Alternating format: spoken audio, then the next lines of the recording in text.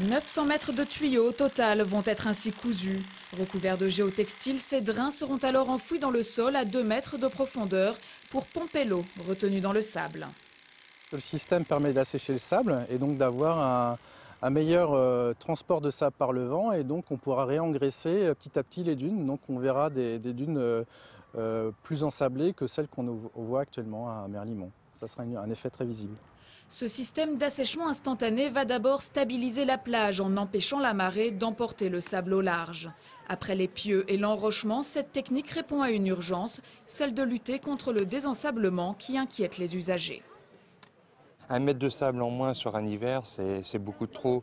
Donc les marées sont plus fortes, moins de plages, donc les gens sont mécontents de leur plage, moins de sport sur la plage, moins de plaisir, donc il faut faire quelque chose. Et c'est fait.